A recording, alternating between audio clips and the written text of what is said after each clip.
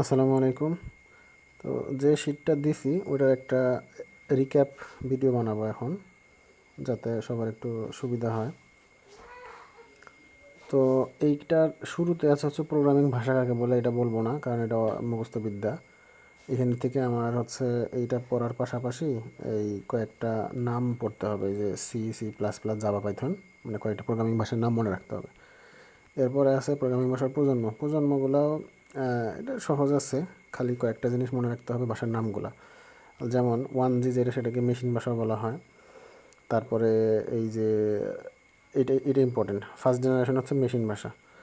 এরপরে second generation assembly ভাষা। এই দুইটা ভালোভাবে মনে রাখতে হবে। এরপরের থেকে থার্ড জেনারেশন থেকে শুরু হলো হাই লেভেল আর কি, high level, very high, high, very high. এরপর হচ্ছে এখন যেটা আছে ন্যাচারাল, মানে আমরা আমাদের যে স্বাভাবিক ভাষা, এই ভাষায় কমান্ড দিলেও প্রোগ্রাম বানানো যায় আর কি। এটা দ্বারা হাই বোঝাইছে। তো এই পাশে যদি যাই একটু, এখানে কয়েকটা ইম্পর্টেন্ট জিনিস আছে। যেমন মেশিন ভাষা, মেশিন ভাষাটা শুধু হচ্ছে বাইনারি, মানে আমরা যেটাকে বলি 0 এবং 1। আবার এই যেটুকু মার্ক করে রাখছি এখানে ইম্পর্টেন্ট কথাটা বলা আছে যে শুধুমাত্র 0 এবং 1 ব্যবহার করে লেখা হয়। আর একটা বিষয় 2 নম্বর পয়েন্ট, সরাসরি কম্পিউটার বুঝতে পারে, কোনো অনুবাদকের প্রয়োজন হয় না। এটা ইম্পর্টেন্ট, মানে মেশিন ভাষা সরাসরি কম্পিউটার বুঝতে পারে। আর এটা কী দিয়ে লেখা হয়? এটা লেখা হয় হচ্ছে 0 আর 1 দিয়ে। এরপরে যেটা আছে সেটা হচ্ছে অ্যাসেম্বলি ভাষা। এখানে কিছু বৈশিষ্ট্য আছে, এই বৈশিষ্ট্যগুলো একটু রিডিং পড়তে হবে, দু একটা যেন পরীক্ষার মধ্যে লেখা যায়। থার্ড জেনারেশনে এসে ইম্পর্টেন্ট বিষয় হচ্ছে এই দুইটা উদাহরণগুলা, C, C plus plus, Java এবং প্যাসকেল। কারণ আমরা এই চ্যাপ্টারে অর্থাৎ ইন্টারমিডিয়েট লেভেলে শিখবো হচ্ছে সি। তো এটা কোন জেনারেশনে এটা জানা জরুরি। এরপরে আমাদের উচ্চ স্তরের এবং হচ্ছে আমাদের এখনকার যে ন্যাচারাল ল্যাঙ্গুয়েজ আছে, এটা কয়েকবার রিডিং পড়লে খুব ভালোভাবে মনে থাকবে। এরপরে অ্যালগোরিদম এবং ফ্লোচার্ট, এটা অনেকবার পড়িয়েছি, আমি আরেকবার একটু রিক্যাপ করি। সেটা হচ্ছে কোনো নির্দিষ্ট সমস্যা সমাধানের জন্য যুক্তিভিত্তিক এবং ধাপে ধাপে ক্রমান্বয়ে লিখিত রূপকে অ্যালগোরিদম বলে।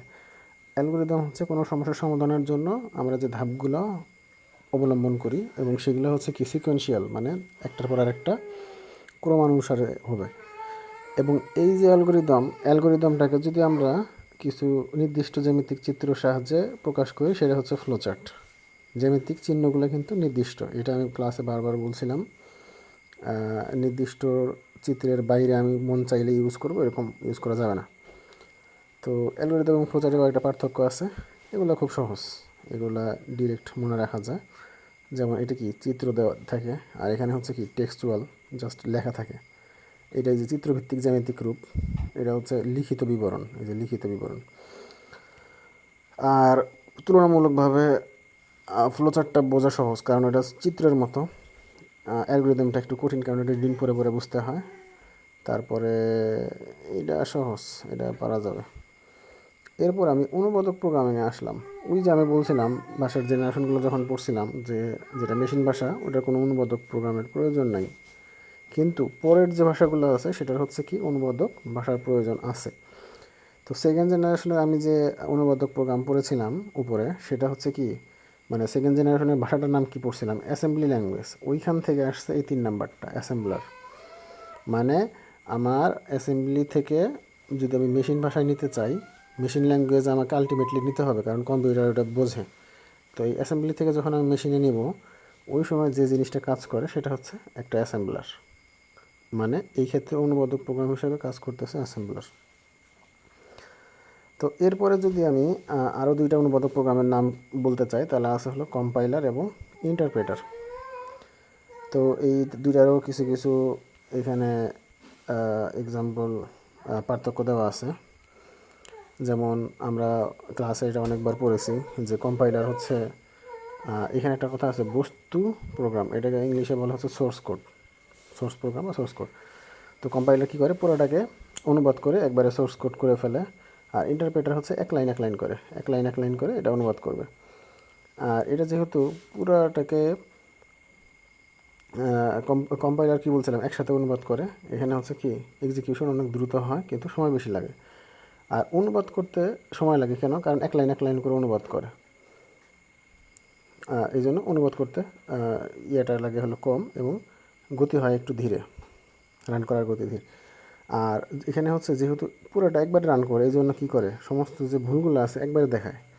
আর এইখানে ইন্টারপ্রেটার কী করে, যে লাইনে ভুল পায়, মানে যেহেতু এক লাইন করে পড়ে, যখন ভুল পায় তখনই সে থেমে যায় এবং ভুলটা দেখায় যে এইখানে ভুল হয়েছে।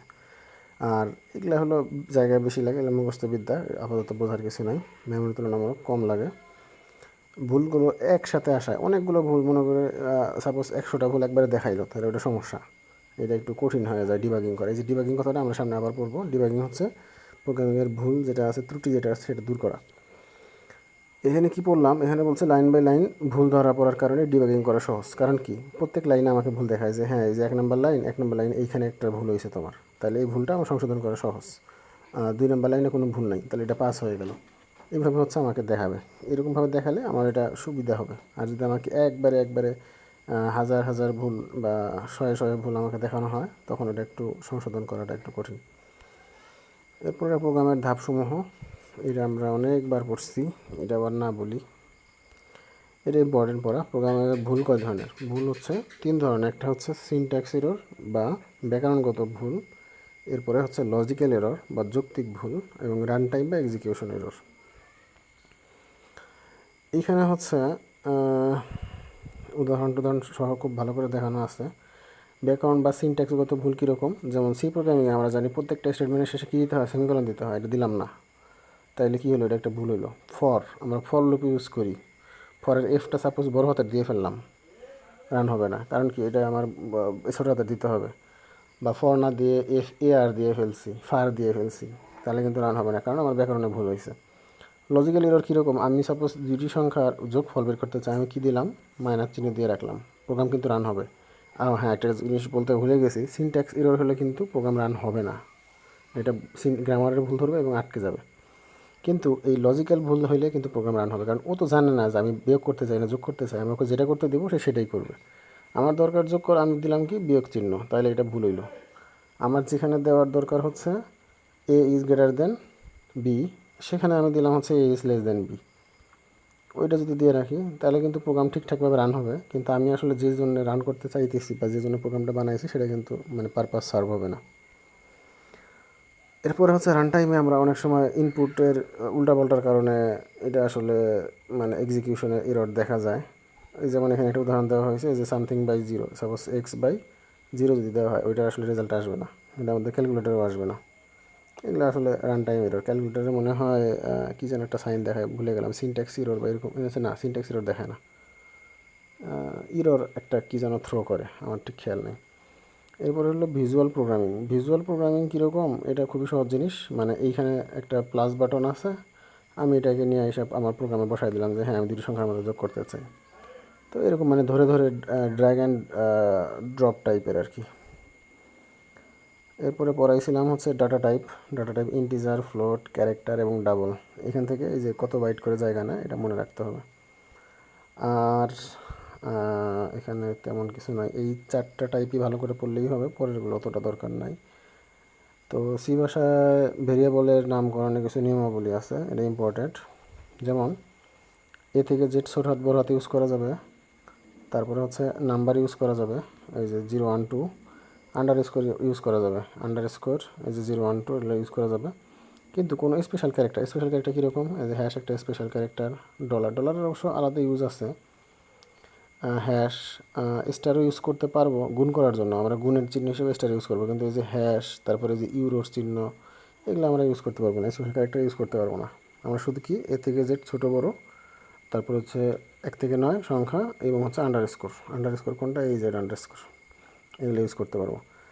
নামের মাঝখানে কোনো ফাঁকা দিতে পারবো না, এই যে ফাঁকা নাম্বার 1 এটা দিতে পারবো না, আমাকে লিখতে হবে এইভাবে নাম্বার 1। এরপরে হচ্ছে শুরুর অক্ষর অবশ্যই অক্ষর দিতে হবে, মানে আলফা দিতে হবে, এ ছোটো হাতের এ থেকে জেড অথবা বড় হাতের এ থেকে জেড কিছু একটা দিতে হবে। নাম্বার দিয়ে প্রথম অক্ষর, মানে প্রথম নাম্বারের অক্ষরটা মানে ভেরিয়েবলের অক্ষরটা দেওয়া যাবে না। সাপোজ আমি এই যে 1 নাম এটা দিতে পারবো না, কেন পারবো না, কারণ প্রথমে আমি নাম্বার দিয়ে ফেলছি। আমি এখানে করতে পারবো, মানে NUM1 দিতে পারবো, মানে 1টা আমি শুরুতে দিতে পারবো না, শেষে দিতে পারবো, এটাই হচ্ছে বিষয়। ঠিক আছে, আচ্ছা। এরপরে কেস সেন্সিটিভ মানে হচ্ছে আমি যদি লিখি NUM1, আবার পরের লাইনে যদি বলি যে না এটা হলো NUM1, হবে না। দুইটা কিন্তু আলাদা জিনিস। কেন আলাদা জিনিস? কারণ এই যে এনটা এখানে ছোটো হাতের, এনটা এখানে বড় হাতের, এই ভিন্ন হওয়ার কারণে এটা আমরা ইউজ করতে পারবো না। মানে ভিন্ন ভিন্ন মিনিং দেয়। কেস সেন্সিটিভ কথাটা অনেকবার পড়াইছি আমাদের। HTML কেস সেন্সিটিভ না, কিন্তু পাইথন এবং সি প্রোগ্রামিং আর অনেক ম্যাক্সিমাম প্রোগ্রামিং ল্যাঙ্গুয়েজই কেস সেন্সিটিভ। এরপরে কিছু কিওয়ার্ড আছে যেগুলোকে আমরা ভেরিয়েবল হিসেবে ইউজ করতে পারবো না। যেমন এই যেখানে ইন্টিজার ক্যারেক্টার, এইটাকে বলছে বৈধ। কেন বলতো বৈধ বলছে? কারণ হচ্ছে বড় হাতের লেখা INT। আমার ফিক্সড কোনটা কিওয়ার্ড, বা আমি যদি রিজার্ভ ওয়ার্ড বলতে চাই ইন্ট কিন্তু রিজার্ভ ওয়ার্ড, কিন্তু আমি যদি বড় হাতের INT লিখি সেটা কিন্তু রিজার্ভ ওয়ার্ড না। যেমন এই যে এরপর হচ্ছে কি বলছে প্রাইভেট, এটা কি অবৈধ, কারণ এটা একটা কিওয়ার্ড বা রিজার্ভ ওয়ার্ড। আচ্ছা, গ্লোবাল বা লোকাল ভেরিয়েবল, এটাও ক্লাসে অনেকবার পড়াইছি। সেটা হচ্ছে লোকাল হচ্ছে আমি সাপোজ আমার প্রোগ্রাম, আমার টোটাল প্রোগ্রাম হচ্ছে এইখান থেকে এই পর্যন্ত, এর মধ্যে এখানে একটা ফাংশন আছে, এখানে একটা ফাংশন আছে, এখানে একটা ফাংশন আছে।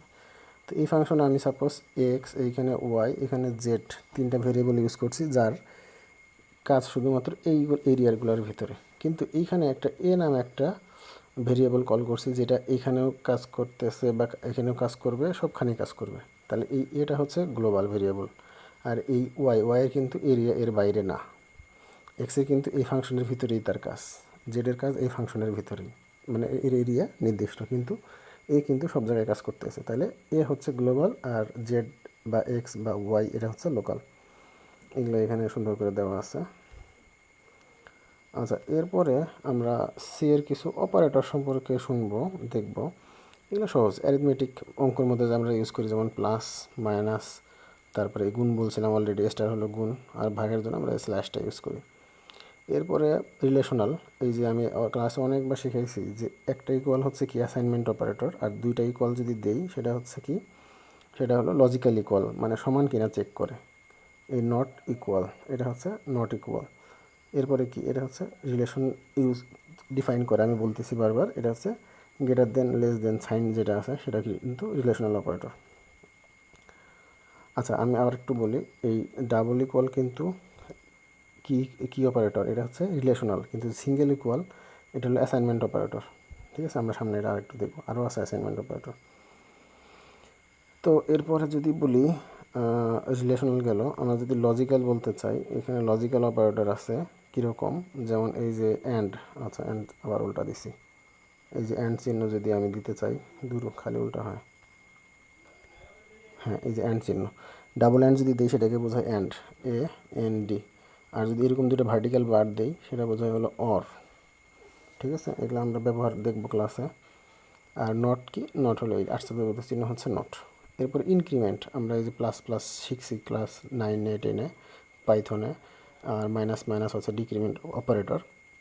আবার হচ্ছে প্লাস ইকুয়াল আছে, মাইনাস ইকুয়াল আছে, এগুলো আমরা শিখবো ক্লাসে দেখব।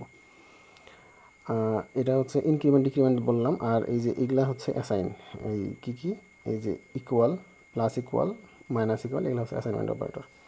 এই যে MCQতে আসতে পারে, কতে আসতে পারে। এরপরে ইফেলসের যে সংক্ষিপ্ত রূপ আছে টার্নারি অপারেটর, এটা আমরা ইউজ পরবর্তীতে ক্লাসে দেখব। এরপরে যদি আমরা এইভাবে ইউজ করতে পারি শর্ট ফর্ম, মানে ইফেলস স্টেটমেন্ট।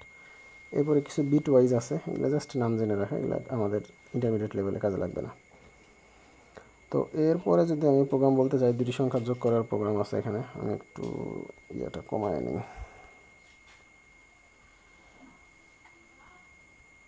এবার সাইজ ঠিক আছে। আচ্ছা, এখানে দুটি সংখ্যার যোগফল নির্ণয়ের জন্য তো আমার একটা নাম্বার 1, নাম্বার 2 এবং সাম, এই তিনটা আমি ডিক্লেয়ার করছি। এরপর আমি ইউজারকে বলতেছি এখানে কি, যে দুটা ইন্টিজার ইনপুট দাও। সে কী করলো, দুটো ইন্টিজার ইনপুট দিবে। ইন্টিজার বা ডেসিমেল একই ধরনের, এই জন্য আমি পার্সেন্ট দুইটা দিয়ে নিছি, কারণ আমি দুইটা ইন্টিজার বা ডেসিমেল টাইপের ডাটা নিব। কোথায় রাখবো, নাম্বার 1 ভেরিয়েবলের ভিতরে এবং পরেরটা নাম্বার 2 ভেরিয়েবলের ভিতরে নিলাম। নেওয়ার পর কী করব, এই দুইটাকে যোগ করব। যোগ করার পরে এটাকে সামের ভিতরে রাখলাম। তাহলে এখন সামের ভিতরে আমার দুটো সংখ্যার যোগফল আছে, এখন আমি তাদেরকে প্রিন্ট করে দেবো।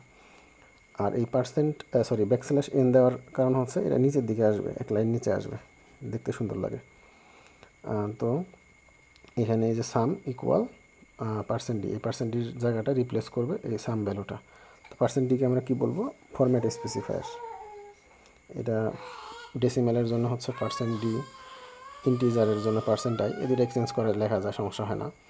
পার্সেন্ট সি হচ্ছে ক্যারেক্টারের জন্য, পার্সেন্ট এফ হচ্ছে ফ্লোটের জন্য। তো এটা আমরা ক্লাসে শিখছি অনেকবার। এরপরে ত্রিভুজের ক্ষেত্রফলের ভূমি আছে, উচ্চতা আছে এবং এরিয়া বের করতে হবে। এই জন্য আমরা 3টা ভেরিয়েবল নিলাম। কী টাইপের, ফ্লোট টাইপের। কেন? কারণ আমাদের জানি সূত্র কিন্তু হাফ ইন্টু ভূমি গুণন উচ্চতা। এই জন্য হচ্ছে আমরা কি করব, আমরা একটু যেহেতু অলরেডি হাফ আছে এই জন্য আমরা ফ্লোট টাইপের নেব। তাই এন্টার বেস অ্যান্ড হাইট, এই বেস ফ্লোট টাইপের, হাইট ফ্লোট টাইপের আমরা এই দুইটা অ্যাড্রেসের মধ্যে নিলাম। 0.5 আর হাফ একই জিনিস, ভূমি হচ্ছে বেস, হাইট হচ্ছে হাইট। গুণ করলাম, গুণ করার পরে আমি হচ্ছে এটার মানটা নিয়ে নেব। এখন এইখানে একটা নতুন জিনিস আছে, সেটা হচ্ছে আমি একটু দেখাই।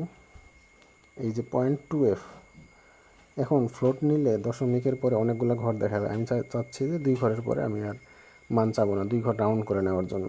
তো এই ক্ষেত্রে আমরা 0.2f ইউজ করলে 2 ঘর পর্যন্ত রাউন্ড হিসাবে আসবে। এটা একটা। এরপরে হচ্ছে বিদ্যুৎ বিল বা কারেন্ট বিল নির্ণয়ের, আসলে এটা কারেন্ট বিল কথাটা ভুল, ইলেকট্রিসিটি বিল হবে। তো এখানে কি করা হয়েছে, এখানে যেটা করা হয়েছে, এই যে কত ইউনিট ইউজ করছে, বেস বিল, ভ্যাট, টোটাল বিল, এটা হিসাব করা হয়েছে। তো আমরা কত ইউনিট ইউজ করছে সেটা ইউজারের কাছ থেকে ইনপুট নিলাম, অবশ্যই ফ্লোট টাইপের, ফ্লোটটা ইউনিটের ভিতরে রাখলাম। এখন প্রতি ইউনিটের বিল ধরছে আমরা 7.5 টাকা, তাহলে টোটাল বিল, বেস বিলটা 7.5 দিয়ে ইউনিট দিয়ে গুণ করলে চলে আসবে।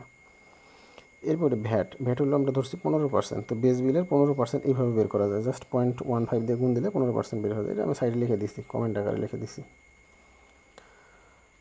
এরপরে বেস বিল বের হওয়ার পরে আমরা কি করব, এই যে বেস বিল এর সাথে ভ্যাট যোগ করবো এবং 30 যোগ করবো মিটার ভাড়া।